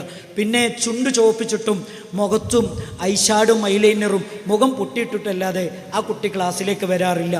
അപ്പോൾ ഈ അന്വേഷിച്ച ഈ ചെറുപ്പക്കാരൻ്റെ പിതാവ് പറഞ്ഞത്, അങ്ങനത്തെ ഒരു കുട്ടിയാണെങ്കിൽ അത് നല്ല കുട്ടിയാവില്ല, അങ്ങനത്തെ ഒരു കുട്ടീൻ്റെ വിവാഹം നമുക്ക് വേണ്ട. അങ്ങനത്തെ ഒരു കുട്ടി ഞങ്ങളുടെ കുടുംബത്തിലേക്ക് വന്നാൽ, ഞങ്ങളുടെ കുടുംബമെന്ന് പറയുന്ന മനോഹരമായ ഞങ്ങളുടെ കുടുംബത്തിലെ അതിലെ എല്ലാ നന്മകളും ഇല്ലാതായി പോകും. അങ്ങനത്തെ ഒരു കുട്ടി വേണ്ട. നിങ്ങൾ നോക്കൂ, വിവാഹം ചെയ്യുന്നിടത്ത് പോലും പരിശുദ്ധ ഖുർആൻ 3 കാര്യങ്ങളാണ് പറഞ്ഞത്. ഒന്ന്, മുഹ്സനാത്തിൻ, നിങ്ങൾ പതിവ്രതകളായ സ്ത്രീകളെ കല്യാണം കഴിക്കണം. 2 പറയുന്നത് വൈറ മുസാഫിഹത്തിൻ, പരസ്യമായി വ്യഭിചാരത്തിനിറങ്ങുന്ന പെണ്ണുങ്ങളെ കല്യാണം കഴിക്കരുത്. 3-മത്തെ പറഞ്ഞത് വലാ മുത്തഖിദാത്തി അഹ്ദാൻ, രഹസ്യമായ കൂട്ടുകാരിയെ സ്വീകരിക്കുന്നവളെ കല്യാണം കഴിക്കാൻ പാടില്ല. കാരണം അവളുടെ മനസ്സ് മലീമസമായ മനസ്സിൻ്റെ ഉടമയാണ്. അവൾ നമ്മുടെ കുടുംബത്തിലേക്ക് കടന്നു വന്നാൽ നമ്മുടെ കുടുംബത്തിൻ്റെ ധാർമ്മികത ചോദ്യം ചെയ്യപ്പെടുമെന്നാണ് പരിശുദ്ധ ഇസ്ലാം നമ്മളെ പഠിപ്പിക്കുന്നത്. അപ്പോൾ നമ്മൾ മനസ്സിലാക്കേണ്ടത് എന്ന് പറഞ്ഞാൽ ഈ സൗന്ദര്യ വസ്തുക്കളുടെ ഉപയോഗം, ചില ഉമ്മമാരൊക്കെ വിചാരിക്കുന്നത് എന്തറിയോ, നല്ല കുട്ടികളെ ചുണ്ടു ചോപ്പിച്ച് ഐഷാഡും ഐലൈനറും അതേപോലെ തന്നെ മുഖത്ത് പുട്ടിയിട്ടൊക്കെ പോയാൽ ഏതെങ്കിലും ചെക്കന്മാർ കണ്ടിട്ട് ഞങ്ങളെ കുട്ടികളെ കണ്ട് ഇഷ്ടപ്പെട്ട് ഒരു ലൈഫ് കിട്ടിക്കോട്ടെ എന്ന് വിചാരിച്ച് വിടുന്ന രക്ഷിതാക്കളും നമ്മുടെ കൂട്ടത്തിലുണ്ട് എന്ന കാര്യം നമ്മൾ മറക്കരുത്. നമ്മൾ മനസ്സിലാക്കേണ്ട ഏറ്റവും പ്രധാനപ്പെട്ട കാര്യം എന്താ അറിയോ, ഇങ്ങനെ നടക്കുന്ന പെൺകുട്ടികളെ ഫോളോ ചെയ്യുന്ന ചില ആൾക്കാരുണ്ട്. നമ്മളൊക്കെ പറയല്ലോ, നമ്മുടെ റോഡ് സൈഡിലും ബസ് സ്റ്റാൻഡിലും ബസ് സ്റ്റോപ്പിലൊക്കെ ഇരിക്കുന്ന ചില പൂവാലന്മാർ, അവരിവരുടെ പിന്നാലെ കൂടുന്നു മാത്രമല്ല സഹോദരങ്ങളെ, പിന്നാലെ കൂടി ഇവരെ പ്രണയിച്ച് സ്നേഹം നടിച്ച് പ്രണയിച്ച് വിവാഹമെന്ന സ്വപ്നം വാഗ്ദാനം നൽകി അവരുടെ ശരീരവും അവരുടെ സമ്പത്തും ഒരുപോലെ അവർ ഉപയോഗിച്ച് പഴം തിന്നിട്ട് തൊലി വലിച്ചെറിയുന്നത് പോലെ ഈ പെൺകുട്ടീനെ വലിച്ചെറിയും. അവസാനം ഈ പെൺകുട്ടി എന്തെന്നറിയോ, ഇവൻ മെസ്സേജ് അയക്കും, ഇവന് ഞാനിപ്പോൾ പ്രഗ്നൻ്റ് ആണ്, അബദ്ധം സംഭവിച്ചു, അപകടം പറ്റി, ഞാൻ എന്താ ചെയ്യേണ്ടതെന്നുള്ള മെസ്സേജ് അയക്കും. മെസ്സേജ് അയച്ചോടുകൂടി പിന്നെ അവിടുന്ന് മെസ്സേജ് എന്ത് ചെയ്യുന്നില്ല, പിന്നെ ഡെലിവേർഡ് എന്ന് കാണിക്കുന്നില്ല, അവൻ സ്വിച്ച് ഓഫ് ആക്കുന്നു, അവൻ്റെ മൊബൈൽ ഓഫ് ചെയ്യുന്നു, പിന്നെ വിളിച്ചിട്ട് കിട്ടുന്നില്ല. വാപ്പാനോട് പറയാൻ പറ്റൂല, ഉമ്മനോട് പറയാൻ പറ്റൂല, സഹോദരങ്ങളോട് പറയാൻ പറ്റൂല, സഹോദരിയോട് പറയാൻ പറ്റൂല. ആരോട് പറയും? അങ്ങനെയാണ് സ്വന്തം ബെഡ്റൂമിലെ ഫാനിൽ കെട്ടിത്തൂങ്ങി മരിക്കുന്നത്. അങ്ങനെയാണ് റെയിൽവേ ട്രാക്കിൽ തലവെച്ച് മരിക്കുന്നത്. 1ഉം 2ഉമല്ല, 10,000-കണക്കിന് കുട്ടികളുടെ ആത്മഹത്യകളും മരണങ്ങളുമാണ് ഓരോ ദിവസവും നമ്മൾ കണ്ടുകൊണ്ടിരിക്കുന്നത്. എന്നിട്ടും നമ്മുടെ രക്ഷിതാക്കൾ പഠിക്കുന്നില്ല എന്നുള്ളതാണ് യാഥാർത്ഥ്യം എന്നതിൽ വലിയ സങ്കടമുണ്ട്. എൻ്റെ പ്രിയപ്പെട്ട എൻ്റെ മുന്നിലിരിക്കുന്ന സഹോദരിമാരെ, നമ്മുടെ മക്കളെ ഇസ്ലാമിക വേഷത്തിലും സംസ്കാരത്തിലുമല്ലാതെ അവർ പുറത്തിറങ്ങാൻ പാടില്ല. അത് സുരക്ഷിതത്വത്തിൻ്റെ വേഷമാണ്, നിർഭയത്വത്തിൻ്റെ വേഷമാണ് എന്നാണ് പരിശുദ്ധമായ ഇസ്ലാം നമ്മളെ പഠിപ്പിക്കുന്നത്. മാത്രമല്ല പരിശുദ്ധമായ ഇസ്ലാം നമ്മളെ പഠിപ്പിക്കുന്നുണ്ട്. ഇപ്പൊ പുതിയ കുട്ടികൾ ചോദിക്കുന്ന ഒരു ചോദ്യമുണ്ട്, എന്താ ഒരു ആൺകുട്ടീനെ ഒരു പെൺകുട്ടി ചോദിക്കുകയാണ്, എന്താ ഇപ്പോൾ ഒരു ആൺകുട്ടീനെ തൊട്ടാൽ എന്താ ഇത്ര പ്രശ്നം? ഇപ്പം ഞാൻ എൻ്റെ കൂടെ വർക്ക് ചെയ്യുന്ന ഒരു സുഹൃത്ത്, എൻ്റെ പ്രിയപ്പെട്ട സുഹൃത്ത്, അവൻ ഹയർ സെക്കൻഡറി അധ്യാപകനാണ്. NSSൻ്റെ ക്യാമ്പിൽ വെച്ചിട്ട് ആൺകുട്ടികളും പെൺകുട്ടികളും ഒരിക്കലും ഇടപെടാൻ പറ്റാത്ത രൂപത്തിൽ ഇടപെടുന്നത് കണ്ടപ്പോൾ എൻ്റെ പ്രിയപ്പെട്ട സുഹൃത്ത്, അദ്ദേഹം അത്യാവശ്യം നന്നായിട്ട് സംസാരിക്കുന്ന മനുഷ്യനാണ്, ഈ 2 കുട്ടികളോടും പറഞ്ഞു, മക്കളെ ഞാൻ നിങ്ങളുടെ അധ്യാപകരല്ലേ, എൻ്റെ മുന്നൊന്നും ഇങ്ങനെ ചെയ്യല്ലേ, മക്കളെ ഈ ജാതി പണിയൊന്നും ഇവിടുന്ന് ചെയ്യല്ലേ, ഇതൊന്നും ശരിയല്ലല്ലോ എന്ന് പറഞ്ഞപ്പോൾ ആൺകുട്ടി ഒന്നും മിണ്ടിയില്ല. പെൺകുട്ടി അധ്യാപകന്റെ നേരെ ചേർന്ന് നിന്നിട്ട് അധ്യാപകന്റെ അടുത്തേക്ക് കയറി നിന്നിട്ട് അധ്യാപകനോട് പറയാണ്, സാറായാൽ മതി, സാറൊരിക്കലും ഞങ്ങളെ വാപ്പിയാകണ്ടെന്ന്. നിങ്ങൾ നോക്ക്, നമ്മുടെ കാലത്തിൻ്റെ പോക്ക്. മഹാനായ മുഹമ്മദ് മുസ്തഫ സല്ലല്ലാഹു അലൈഹി വസല്ലമ പഠിപ്പിച്ചെന്നു, ആണും പെണ്ണും സ്വീകരിക്കേണ്ട അതിർവരം എന്താണ്, സ്വീകരിക്കേണ്ട മാനദണ്ഡം എന്താണ് എന്ന് പരിശുദ്ധ ഇസ്ലാം വളരെ വ്യക്തമായി എന്നെയും നിങ്ങളെയും പഠിപ്പിച്ചു തന്നിട്ടുണ്ട്. സഹോദരങ്ങളെ, നിങ്ങൾ നോക്കൂ, പരിശുദ്ധ ഇസ്ലാം ഇന്ന് ചില പെൺകുട്ടികളൊക്കെ പറയുന്നത് എന്തറിയോ, നിങ്ങൾ എന്തിനാ ഇങ്ങനെ നോക്കുന്നത്, നിങ്ങളെ മഞ്ഞ കണ്ണട ഒന്ന് മാറ്റി വെച്ചാൽ മതി, നിങ്ങളെ മഞ്ഞ കണ്ണടിയാണ് എല്ലാത്തിനും പ്രശ്നം, ഞങ്ങൾ ഒരു പെണ്ണിനെ തൊട്ടാൽ എന്താ ഇപ്പോഴത്തെ പ്രശ്നമെന്ന് ചോദിക്കുന്നവരോട് നമ്മൾ പറഞ്ഞു കൊടുക്കേണ്ട ഒരു കാര്യമുണ്ട്. മഹാനായ റസൂലുള്ളാഹി സ്വല്ലല്ലാഹു അലൈഹി വസല്ലം പറയുന്നുണ്ട്, കണ്ണുകൊണ്ട് വ്യഭിചാരമുണ്ട്, അത് നോട്ടാണ്, നാവുകൊണ്ട് വ്യഭിചാരമുണ്ട്, അത് അത്തരത്തിലുള്ള സംസാരമാണ്, പിന്നെ കാലുകൊണ്ട് വ്യഭിചാരമുണ്ട്, അത്തരത്തിലുള്ള നടത്താണ്, കൈകൊണ്ട് വ്യഭിചാരമുണ്ട്, അത് സ്പർശനാണ്, അത് വ്യഭിചാരം എന്നാണ് മുഹമ്മദ് മുസ്തഫ സല്ലല്ലാഹു അലൈഹി വസല്ലം പറഞ്ഞത്. എന്താ തൊട്ടാൽ എന്ന് ചോദിക്കുന്ന കുട്ടികളോട് നമ്മൾ പറഞ്ഞു കൊടുക്കേണ്ടതെന്ന് അറിയോ, തൊട്ട പ്രശ്നമുണ്ട്. കാരണം എന്താ അറിയോ, നമ്മൾ പരലോകത്തെയും മരണത്തെയും മരണാനന്തര ജീവിതത്തെയും മുന്നിൽ കണ്ടുകൊണ്ട് ജീവിക്കുന്നവരാണ്. പരലോകത്ത് വിചാരണ ഉണ്ടാകും, നമുക്ക് ശിക്ഷയുണ്ടാകും. റസൂലുള്ളാഹി പറയാണ്, ഒരു പെണ്ണിനെ റസൂലുള്ളാഹി പറയാ അതിനേക്കാളും ഗൗരവം എന്താ അറിയോ, സ്വന്തം തലയിൽ ഒരാടി അണിച്ചിറക്കുന്നതാണെന്ന്. എത്ര ഗൗരവമുള്ള വിഷയമാണ് ഒരു പെണ്ണിനെ, അന്യ പെണ്ണിനെ സ്പർശിക്കുക എന്നുള്ളത്. അത് ഇസ്ലാം വളരെ വ്യക്തമായി എന്നെയും നിങ്ങളെയും പഠിപ്പിക്കുന്ന ഒരു വസ്തുതയാണ്. സഹോദരങ്ങളെ, ഇപ്പം പുതിയ തലമുറ എന്ന് പറയുന്നത് പറഞ്ഞുകൊണ്ടിരിക്കുകയാണ്. എന്താ പറഞ്ഞുകൊണ്ടിരിക്കുന്നതെന്നറിയോ? പെൺകുട്ടികളും ആൺകുട്ടികളൊക്കെ പറഞ്ഞുകൊണ്ടിരിക്കുകയാണ് 18 വയസ്സ് വരെ നിങ്ങൾക്ക്. എൻ്റെ അടുത്ത് 2 പെൺകുട്ടികൾ വന്നു, ഒരു വാപ്പ കൊണ്ടുവന്നതാണ്. കൊണ്ടുവന്നപ്പോൾ ഞാനധികം അങ്ങനെ സംസാരിക്കലൊന്നുമില്ല. അങ്ങനെ സംസാരിക്കേണ്ട ഒരവസ്ഥ വന്നപ്പോൾ അവരോട് സംസാരിക്കുമ്പോൾ ഞാൻ ചോദിച്ചു, എന്താണ് വാപ്പ പറയുന്നൊന്നും കേൾക്കാത്തത്? വാപ്പ പറയാണ്, രാത്രി 12 മണിക്ക് ഇവർ ബൈക്ക് എടുത്തിട്ട് പോകും എന്നോട് ചോദിക്കാതെ. എന്നിട്ട് കൂടെ പഠിക്കുന്ന കൂട്ടുകാരനെ കൊണ്ട് ബൈക്ക് പഠിപ്പിക്കും. ഒരു അന്യ ആൺകുട്ടി, അന്യ പെൺകുട്ടികൾ. ഇതൊരിക്കലും ശരിയല്ല, ഈ രീതി ശരിയല്ല എന്ന് ഞാൻ മക്കളോട് പറഞ്ഞപ്പോൾ അവർ പറയാണ്, 18 വയസ്സ് വരെ ഞങ്ങളെ ഏറ്റവും നല്ല രൂപത്തിൽ വളർത്തുക എന്നുള്ളത്, അഥവാ ഞങ്ങൾ ആവശ്യപ്പെടുന്നൊക്കെ തന്നിട്ട് വളർത്തുക എന്നുള്ളത് നിങ്ങൾക്ക് നിർബന്ധ ബാധ്യതയാണ്.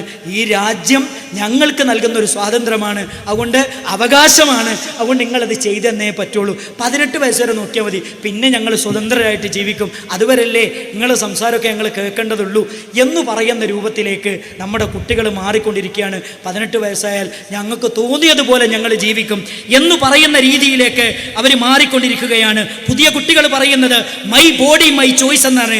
എൻ്റെ ബോഡി എൻ്റെ അവകാശമാണ്, അത് ഞാൻ ഇഷ്ടപ്പെട്ട രൂപത്തിൽ ചെയ്യും. കാരണം ജീവിതം ഒന്നേ ഉള്ളൂ, അത് അടിച്ചു പൊളിച്ച് ജീവിക്കാനുള്ളതാണ്. അതിൽ മതം ഇടപെടേണ്ടതില്ല, എൻ്റെ പാരൻസ് ഇടപെടേണ്ടതില്ല, എൻ്റെ അധ്യാപകർ ഇടപെടേണ്ടതില്ല, വേലി കെട്ടേണ്ടതില്ല എന്നാണ് പുതിയ കുട്ടികൾ നമ്മളോട് പറഞ്ഞുകൊണ്ടിരിക്കുന്നത്. പ്രിയപ്പെട്ടവരെ, ഞാനൊരൊറ്റ കാര്യം കൂടെ പറയട്ടെ. നമ്മുടെ നാട്ടിലെ കുട്ടികൾ പറഞ്ഞുകൊണ്ടിരിക്കുന്ന സംസാരമാണിത്. അതുകൊണ്ട് ഇത്തരത്തിലുള്ള കുടുംബരംഗത്ത് നമ്മൾ അനുഭവിച്ചു കൊണ്ടിരിക്കുന്ന എത്ര പ്രശ്നങ്ങളുണ്ട്. ഈ പ്രശ്നങ്ങൾക്കുള്ള പരിഹാരമാണ് മഗ്‌രിബ് നമസ്കാരത്തിന് ശേഷം ഇവിടെ നടക്കുന്ന ഓരോ സെക്ഷനുകളിലും ഇവിടെ അവതരിപ്പിച്ചു കൊണ്ടിരിക്കുന്നത്. മാത്രമല്ല, നമ്മുടെ സമൂഹത്തിൽ നമ്മൾ അനുഭവിക്കുന്ന ഏറ്റവും വലിയ പ്രശ്നമെന്ന് പറയുന്നത് ലഹരിയാണ്. എങ്ങനെയാണ് പ്രിയപ്പെട്ടവരെ നമ്മുടെ മക്കൾ ഇത്രയധികം ലഹരിക്ക് അടിമക്കപ്പെട്ടുകൊണ്ടിരിക്കുന്നത്? അതിന് ചില ഘടകങ്ങളുണ്ട്. നമ്മുടെ സമൂഹത്തിലെ ഞാൻ നേരത്തെ പറഞ്ഞതുപോലെ സെലിബ്രിറ്റികളായ ആളുകളെ മുന്നിൽ കൊണ്ടുവന്ന് വെച്ചുകൊണ്ട്, അതേപോലെ തന്നെ സോഷ്യൽ മീഡിയയിലേക്ക് കൊണ്ടുവന്നുകൊണ്ട് അവർ പറയുന്നത് ലഹരിക്ക് എന്താണ് കുഴപ്പം, ലഹരി ലീഗലൈസ് ചെയ്യണം, നിയമവിധേയമാക്കണം എന്നുവരെ നമ്മുടെ നാട്ടിലുള്ള വലിയ ലിബറൽ കമ്മ്യൂണിറ്റിയുടെ നേതൃത്വം കൊടുക്കുന്ന ആളുകൾ പ്രചരിപ്പിച്ചു കൊണ്ടിരിക്കുന്ന ഒരു കാലത്താണ് നമ്മൾ ജീവിക്കുന്നത്. ആ വാചകം നിങ്ങളൊന്ന് ശ്രദ്ധിക്കുക.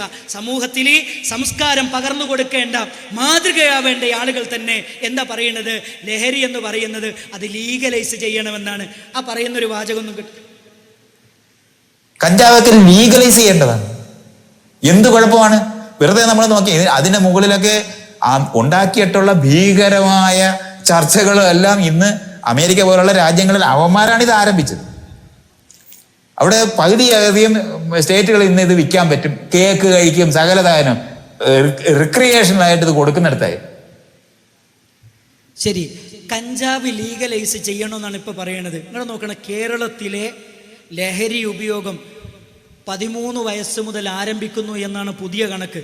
കേരളത്തിലെ അറിയപ്പെട്ട മലപ്പുറം ജില്ലയിലെ ഒരു ക്യാമ്പസിൽ നിന്ന്, ഒരു സ്കൂളിൽ നിന്ന് 8ാം ക്ലാസ്സുകാരൻ്റെ ബാഗിൽ നിന്ന് പിടിച്ചത് ഏറ്റവും മൂല്യമേറിയ പൈസ കിട്ടുന്ന അത്യാവശ്യം നല്ല ലഹരി മരുന്നാണ് പിടിച്ചത്. അവനോട് ചോദിച്ചപ്പോൾ പറഞ്ഞത്, ഞാൻ എൻ്റെ കച്ചവടക്കാരനാണ്. എവിടുന്നാണ് കിട്ടുന്നത്? ഒരു നിലക്കും ആ കുട്ടി പറയുന്നില്ല. നിങ്ങളൊന്ന് ആലോചിച്ചു, 8ാം ക്ലാസ് പഠിക്കുന്ന കുട്ടി ലഹരി ഉപയോഗിക്കല്ല, ലഹരി കച്ചവടം ചെയ്യുന്ന ഒരു അവസ്ഥയിലേക്ക് എത്തി. കണ്ണൂരിൽ നിന്ന് ഒരു പെൺകുട്ടി 11 പേരാൽ പീഡിപ്പിക്കപ്പെട്ടു മാസങ്ങളോളം. എനിക്ക് സങ്കടം തോന്നിയൊരു കാര്യം എന്താ അറിയോ? 11 മാസം തൻ്റെ പ്രിയപ്പെട്ട മകൾ ലഹരി ഉപയോഗിച്ചിട്ട് നേരം വൈകി വന്നിട്ട് പ്രിയപ്പെട്ട ഉമ്മാക്ക് തിരിച്ചറിഞ്ഞില്ല, എൻ്റെ മോള് ലഹരി ഉപയോഗിച്ചിട്ടുണ്ട്, വൃത്തികെട്ട പണിക്ക് പോകുന്നുണ്ട് എന്നുള്ളത് കാര്യം ആര് തിരിഞ്ഞില്ല? പ്രിയപ്പെട്ട ഉമ്മാക്കത് മനസ്സിലായില്ല എന്ന് പറഞ്ഞാൽ, എൻ്റെ പ്രിയപ്പെട്ട ഉമ്മമാരെ, നമ്മുടെ മക്കളുമായുള്ള നമ്മുടെ ബന്ധം എത്രയാണ് നമ്മൾ തിരിഞ്ഞു നോക്കണം, നമ്മൾ മനസ്സിലാക്കണം, നമ്മൾ പരിശോധിക്കേണ്ടതുണ്ട്. ഇനി മാത്രമല്ല, ലീഗലൈസ് ചെയ്തിട്ട് അമേരിക്ക പോലെ നമ്മളാകണമെന്ന് ആര് പറയുന്നത്? നേരത്തെ പറഞ്ഞ ആൾ പറയുന്നത്. അമേരിക്കയിൽ ലീഗലൈസ് ചെയ്തപ്പോൾ അമേരിക്കയിൽ ഉണ്ടായ അവസ്ഥ എന്താണെന്നറിയോ? നിങ്ങളൊന്ന് കാണണം. അമേരിക്കയിലെ ടെക്സാസ് നഗരത്തിൽ, ആ നഗരത്തിൽ ഇത് ലഹരി ഉപയോഗിച്ച് അതിനഡിക്റ്റായി, നിങ്ങൾ നോക്കൂ, ദുരന്തപൂർണമായ കുറച്ച് ജീവിതങ്ങളെ നിങ്ങൾക്ക് നേർക്ക് നേരെ കാണാം.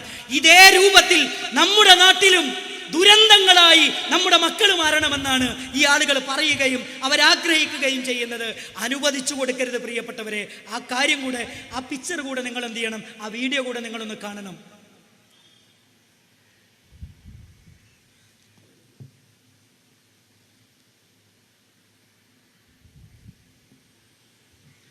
കണ്ടില്ലേ?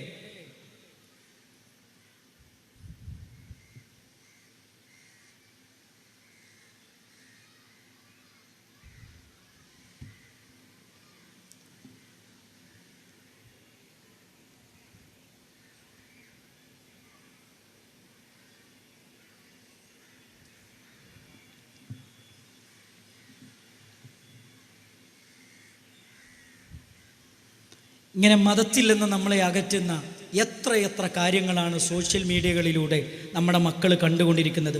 നമ്മുടെ മക്കൾ സ്ക്രോൾ ചെയ്തുകൊണ്ടിരിക്കുന്നത് ഇത്തരത്തിലുള്ള സമൂഹത്തിലെ അറിയപ്പെട്ട സെലിബ്രിറ്റികളെയാണ്. ആ സെലിബ്രിറ്റികളൊക്കെയും പറയുന്നത് ലഹരിക്കൊരു കുഴപ്പമില്ലാതെ ലീഗലൈസ് ചെയ്യാം. മാത്രമല്ല അവരേറ്റവും കൂടുതൽ പ്രചരിപ്പിക്കപ്പെട്ടുകൊണ്ടിരിക്കുന്നത് ജീവിതമെന്ന് പറയുന്നത് ഇത് മാത്രമേ ഉള്ളൂ, ഇതിനപ്പുറത്തേക്കൊന്നുമില്ല. പുതിയ ഹാഷ്ടാഗുകൾ വന്നു. എന്താ ഹാഷ്ടാഗ്? ജീവിതം ഒന്നേ ഉള്ളൂ, അതുകൊണ്ട് അടിച്ചു പൊളിക്കണം. കുട്ടികളോട് നമ്മൾ പറയും, മക്കളെ കള്ളുടിക്കരുത് കേട്ടോ, നമ്മളെ ഹൃദയം പോവും, കേടുവരും, നമ്മുടെ മസ്തിഷ്കത്തിന് പ്രശ്നമാണ്, നമ്മുടെ പാൻക്രിയാസിന് പ്രശ്നമാണെന്നൊക്കെ പറയുമ്പോൾ കുട്ടികൾ പറയും എന്താ അറിയോ, ജീവിതം ഒന്നേ ഉള്ളൂ, അതാകെ കുറച്ചേ ഉള്ളൂ, അതൊക്കെ പോകുകയാണെങ്കിൽ പോയിക്കോട്ടെ എന്ന് പറയുന്ന രീതിയിലേക്ക് നമ്മുടെ തലമുറ മാറിക്കൊണ്ടിരിക്കുന്ന ഒരു കാലത്താണ് നമ്മൾ ജീവിക്കുന്നത്. അതുകൊണ്ട് നമ്മുടെ മക്കളെ പഠിപ്പിക്കേണ്ടതുണ്ട്. ജീവിതമെന്ന് പറയുന്നത്, യഥാർത്ഥ ജീവിതമെന്ന് പറയുന്നത് മരണത്തിന് ശേഷമുള്ള ജീവിതമാണ്. മരണത്തിനെ ഏൽപ്പിക്കപ്പെട്ട മലക്കുകൾ, നമ്മുടെ മരണത്തെ ഏൽപ്പിക്കപ്പെട്ട മലക്കുകൾ നമ്മുടെ അടുക്കലേക്ക് വരും. നമ്മുടെ റൂഹിനെ കൊണ്ടുപോകുന്ന ഒരു നിമിഷമുണ്ട്. ജീവിതത്തിൽ നമ്മൾ ഇന്നുവരെ കാണാത്ത മലക്കുകൾ നമ്മൾ കാണും. ഭീകരന്മാരായ മലക്കുകളെ കണ്ട് അവരാത്മാവിനെ പിടിച്ചു കൊണ്ടുപോകുന്ന രംഗത്ത് നമ്മൾ പറയുന്ന ചില വാചകങ്ങളുണ്ട്. നമ്മൾ റബ്ബിനോട് ഖേദിച്ചുകൊണ്ട് ഖേദപ്രകടനങ്ങൾ നടത്തുന്ന ചില രംഗങ്ങൾ പരിശുദ്ധ ഖുർആൻ പറയുന്നുണ്ട്. റൂഹ് തൊണ്ടക്കുടിയിൽ എത്തിക്കിടക്കുന്ന സമയത്ത്, റൂഹ് തൊണ്ടക്കുടിയിൽ എത്തി നിൽക്കുന്ന സമയത്ത് മനുഷ്യർ പറയും അവിടെ വെച്ചിട്ട്, ഫലാ സ്വദ്ദഖ വലാ സല്ല, പടച്ചോനെ നീ പറഞ്ഞതുപോലെയൊന്നും ജീവിച്ചില്ലല്ലോ എന്ന് സങ്കടകരമായി മരണത്തെ മുഖാമുഖം കാണുന്ന സന്ദർഭത്തിൽ മനുഷ്യർ പറയുമെന്നാണ്. അതുകൊണ്ട് പ്രിയപ്പെട്ടവരെ, മരണത്തെയും മരണാനന്തര ജീവിതത്തെയും നമ്മളെ മക്കൾക്ക് പഠിപ്പിച്ചു കൊടുക്കാൻ നമുക്ക് കഴിയേണ്ടതുണ്ട്. നമ്മുടെ മക്കൾക്ക് മതം പഠിക്കാനുള്ള സംവിധാനങ്ങൾ നമ്മൾ ഒരുക്കി കൊടുക്കേണ്ടതുണ്ട്. നമ്മുടെ വീടുകൾ ഇസ്ലാമികമായ ഗൃഹാന്തരീക്ഷം സൃഷ്ടിക്കാൻ നമുക്ക് സാധിക്കേണ്ടതുണ്ട്. കാരണം പരിശുദ്ധ ഖുർആൻ പറയുന്നുണ്ട്, യാ അയ്യുഹല്ലദീന ആമനു, ഏ സത്യവിശ്വാസികളെ, ഇന്ന മിൻ അസ്വാജിക്കും വ ഔലാദിക്കും അദുവ്വല്ലക്കും, നിങ്ങളുടെ ഭാര്യമാരിൽ നിന്നും മക്കളിൽ നിന്നും നിങ്ങൾക്ക് ശത്രുക്കളുണ്ട്, അവരെ നിങ്ങൾ സൂക്ഷിക്കണം, നിങ്ങൾ അവരോട് വിട്ടുവീഴ്ച ചെയ്യണം, നിങ്ങൾ അവർക്ക് മാപ്പ് കൊടുക്കണം. അള്ളാഹു ഏറ്റവും പൊറുക്കുന്നവനാണ്, കരുണ കാണിക്കുന്നവനാണ് എന്ന് അള്ളാഹു സുബ്ഹാനഹു വ തആല നമ്മളെ പഠിപ്പിക്കുന്നുണ്ട്. ഒരിക്കലും നമ്മുടെ ഭാര്യ, ഒരിക്കലും നമ്മുടെ മക്കൾ നമുക്കെതിരെ റബ്ബിൻ്റെ മുമ്പിൽ സംസാരിക്കുന്ന ഒരവസ്ഥ വരാതിരിക്കണമെങ്കിൽ നമ്മുടെ ഉത്തരവാദിത്തം കൃത്യമായി നമ്മൾ നിർവഹിക്കേണ്ടതുണ്ട്. ഇനി മഗ്‌രിബിന് ശേഷം നടക്കുന്ന ഓരോ സെഷനുകളിൽ നടക്കുന്ന പരിഹാരത്തിൻ്റെ നിർദ്ദേശങ്ങളുണ്ട്. പേനയും നോട്ടുബുക്കും എടുത്തെങ്കിലും നിങ്ങളുടെ മനസ്സിലെങ്കിലും നിങ്ങൾ കുറിച്ചു വെക്കണം, ഈ പരിഹാരം 1400 വർഷങ്ങൾക്ക് മുമ്പ് മുഹമ്മദ് മുസ്തഫ സല്ലല്ലാഹു അലൈഹി വസല്ലമയിലൂടെ പരിശുദ്ധ ഖുർആൻ അല്ലാഹു സുബ്ഹാനഹു വ തആല പഠിപ്പിച്ചു തന്നതാണ് എന്ന കൃത്യമായ ബോധ്യമാണ്. ഇസ്ലാം എന്ന് പറയുന്നത് സാർവകാലികമാണ്, സാർവജനീനമാണ്. ലോകത്തുള്ള എവിടെയുള്ള മനുഷ്യർക്കും ജീവിതത്തിൽ പ്രാക്ടീസ് ചെയ്യാൻ പറ്റിയ മതമാണ് പരിശുദ്ധമായ ഇസ്ലാം എന്ന് പറയുന്നത്. ഇസ്ലാം എന്ന് പറയുന്ന മതത്തെക്കുറിച്ച് ഒരുപാട് വിമർശനങ്ങൾ നമുക്ക് കാണാം. 6-ാം നൂറ്റാണ്ടിൽ നിന്ന് ബസ് കിട്ടാത്തവരാണ്, ഇവരുടെ നിയമങ്ങൾ എന്താണ് പരിഷ്കരിക്കാത്തത് എന്നൊക്കെ സമൂഹത്തിൽ നിന്ന് ഉയർന്നു കേൾക്കുമ്പോൾ നമുക്ക് അതിശക്തമായി സമൂഹത്തോട് പറയാൻ കഴിയണം, ഇത് പരിഷ്കരിക്കേണ്ട നിയമമല്ല.